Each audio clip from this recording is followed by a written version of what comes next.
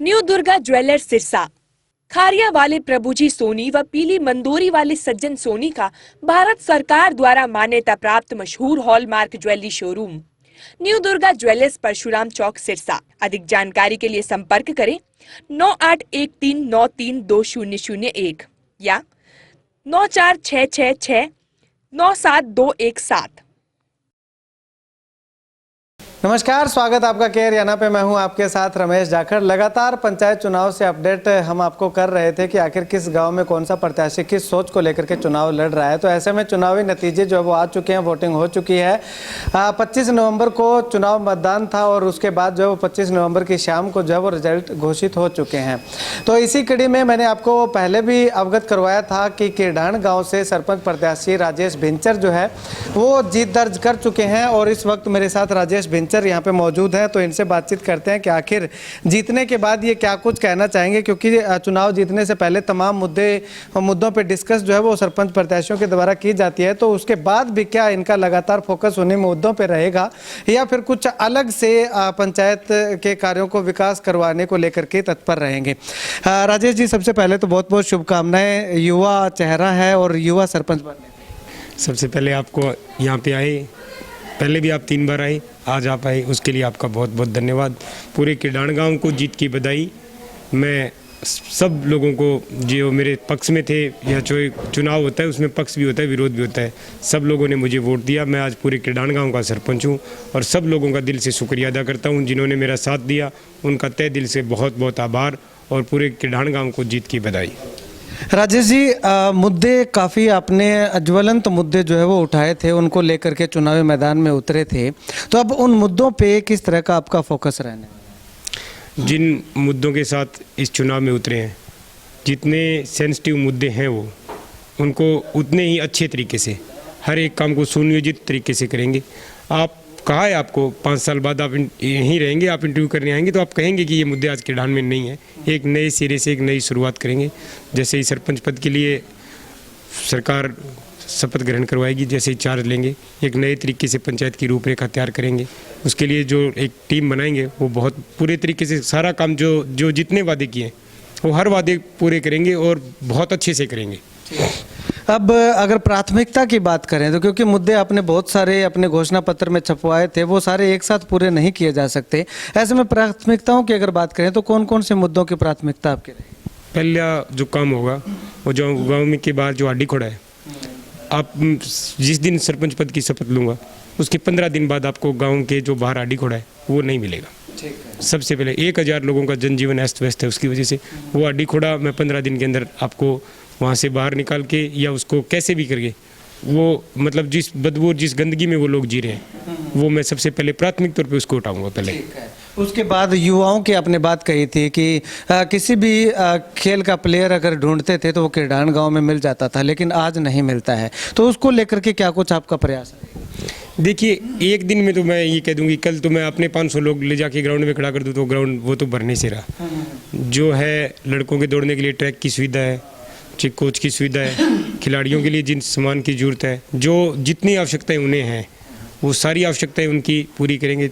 आपको 6 महीने या 12 महीने के दौरान इस पूरे ग्राउंड के अंदर आपको रिजल्ट देखने को मिलेगा पूरी तरह से 100%। यानी कि सरपंच का काम सुविधा मुहैया करवाना है, उन सुविधाओं का लाभ उठाना युवाओं के हाथ। बिल्कुल, जो चाहिए उन्हें वो मिलेगा। कोच चाहिएगा तो कोच मिलेगा, ट्रैक चाहिएगा तो ट्रैक मिलेगा, और जो जिनको जितनी सुविधाएं चाहिए ग्राउंड के अंदर, जितनी एक सरपंच से एक मुखिया कर सकता है अपने ग्राउंड में अपने खेल के युवाओं के लिए, वो सारी सुविधा मुहैया होगी। ज़्यादा से ज़्यादा बच्चों को इस बात के लिए प्रेरित करेंगे कि वो खेल के दौरान खेल ग्राउंड के अंदर जाएँ, खेलेंगे। जो आदमी का मेंटल लेवल अच्छा होगा तो वो आपको पता है, फिजिकल लेवल अच्छा होगा तो मेंटल लेवल ऑटोमेटिक अच्छा हो जाएगा। ठीक है।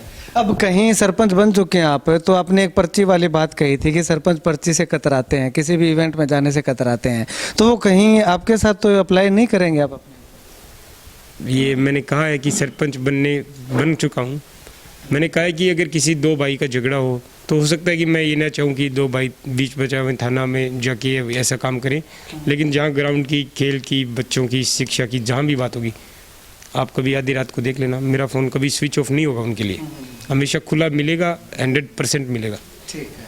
गांव में अगर एक आपने ये भी वायदा किया था कि जो सरकारी स्कीमें आती हैं वो तमाम लोगों तक पहुंचाएंगे, स्कीमों का लाभ जो है वो लाभार्थी हैं उनको दिलवाएंगे, तो उसको लेकर के क्या कुछ प्रयास कैसे करेंगे आप?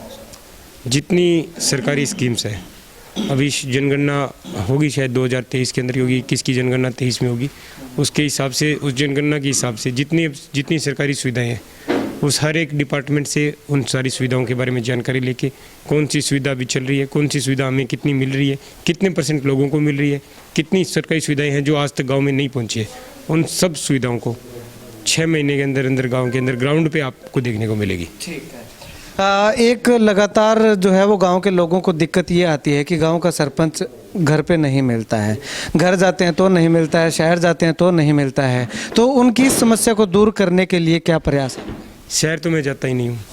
ठीक है। मेरे सबसे नज़दीक भट्टू है और मैं पिछले 6 या 7 साल में 7 या 8 बार भट्टू गया हूँ। ठीक है।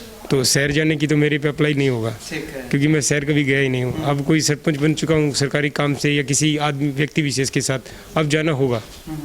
वो तो एक अनिवार्य भी है कि किसी व्यक्ति के साथ अगर वो कहेगा कि मेरे साथ चंडीगढ़ चलना है तो उसके साथ चंडीगढ़ जाना भी पड़ेगा, वो उनके लिए होगा। लेकिन उन्हें हर वक्त ऐसे लगेगा कि सरपंच उनके बीच है, जो उनको आवश्यक चीज़ मिलेगी। सरपंच का कार्यालय उनके लिए हमेशा और उनका घर हमेशा खुले मिलेंगे। ठीक है। यानी कि कार्यालय में आपकी, जब आप गांव में होंगे तो अपने सरपंच के कार्यालय में उपस्थित रहेंगे, घर पे नहीं रहेंगे? मैं सरपंच कार्यालय का मतलब सरपंच कार्यालय होता है, मैं सरपंच कार्यालय में ही बैठूंगा।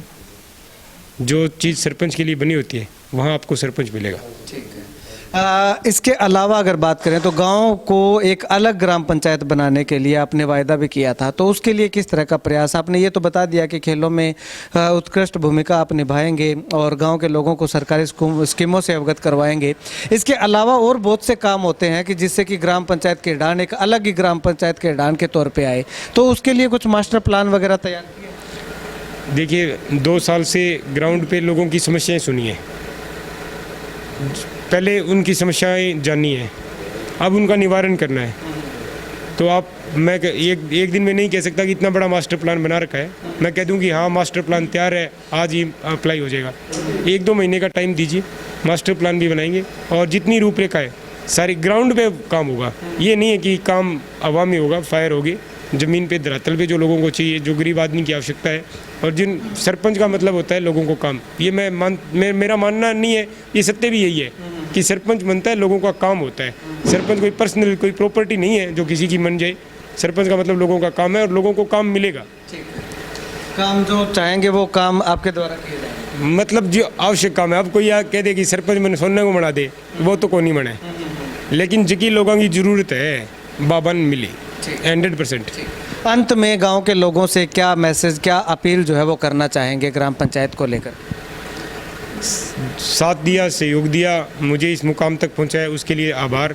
और सबसे ज़्यादा बड़ी अपील करूंगा कि जो मेरे स्पोर्ट में भी कोई खड़ा है या कोई और भी है, शांति बनाए रखें, क्योंकि आपसी भाईचारे का चुनाव है। चुनाव ख़त्म हो चुका है और इस चुनाव के दौरान अगर मैंने कोई बात बोली, किसी का हृदय अगर मेरी बात से दुखी हुआ है तो उसके लिए मैं क्षमा याचना चाहूँगा।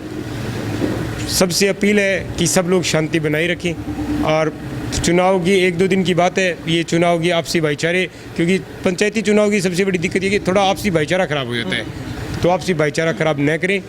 और अगर मैं फिर कहता हूँ, अगर मैंने पूरे चुनाव के दौरान अगर किसी व्यक्ति विशेष पे या कोई टिक्का टिप्पणी कर दी है तो मैं दिल से माफ़ी मांगता हूँ। और अगर हो सके तो मुझे इसके लिए माफ़ भी करना, क्योंकि चुनाव था और चुनाव के वक्त कुछ अच्छी कुछ गलत बातें निकल जाती है, तो मैं उनसे माफ़ी चाहूँगा। पूरे गांव का आभार है, आज सरपंच मैं पूरे गांव का बनाऊँ, ये बात हर व्यक्ति सुने, चाहे मुझे वोट दिया है या नहीं दिया है। वोट एक अलग प्रक्रिया होती है, कोई किसी को दे सकता है। तो जिन्होंने भी मुझे सपोर्ट किया है या जिन्होंने मुझे वोट दिया है उनका भी, और नहीं दिया उनके लिए भी, सबके लिए आपका बेटा हाजिर है, आपका भाई हाजिर है। शुक्रिया बातचीत के लिए। तो नवनिर्वाचित सरपंच जो है वो राजेश भिंचर हमारे साथ मौजूद थे और इन्होंने साफ तौर पे इनका कहना है कि गाँव को एक अलग गाँव बनाने के लिए लगातार प्रयास किया जाएगा और जो आने वाले समय में युवाओं के खेलों की ओर, युवाओं को जो है वो एक नशे की लत से जो है वो छुड़ा करके खेलों की ओर अग्रसर करना इनकी प्राथमिकता जो है वो रहने वाली है। खैर लगातार समय समय पे हम भी आकर के आपको अवगत करवाते रहेंगे कि युवा सरपंच किस सोच और उम्मीद के साथ जो है वो गाँव को विकास के पथ पर आगे अग्रसर कर रहे हैं, वो भी लगातार हम आपको दिखाते रहेंगे। और सबसे बड़ी बात राजेश बेंचर की साफ तौर पर यही कहना है कि गाँव के अंदर जो भाईचारा चुनाव के दौरान जो थोड़ा सा खटास उसमें आई थी, तो उस भाईचारे को लगातार कायम रखने में गांव का सहयोग कीजिएगा, सरपंच प्रत्याशी का सहयोग कीजिएगा, सरपंच का सहयोग कीजिएगा, ताकि क्योंकि चुनाव जो है वो कुछ समय के लिए होता है और भाईचारा जो है वो उम्र भर गांव के लोगों को साथ जो है वो चलता है। खैर आपसे भी अनुरोध है कि गांव का भाईचारा जो है वो खराब करने का प्रयास ना करें। चुनाव हो गए हैं, जिसको लोगों ने ज़्यादा पसंद किया वो चुनाव जीत चुका है, जिसको कम पसंद किया वो चुनाव हार चुके हैं। तो ऐसे में आने वाले समय में सरपंच पद के चुनाव के लिए जो है वो तैयारी कीजिएगा, लोगों की हर संभव मदद करने का प्रयास कीजिएगा। खैर आप इस वीडियो को लेकर के क्या कुछ कहना चाहेंगे, कमेंट सेक्शन में कमेंट करके ज़रूर बताइएगा।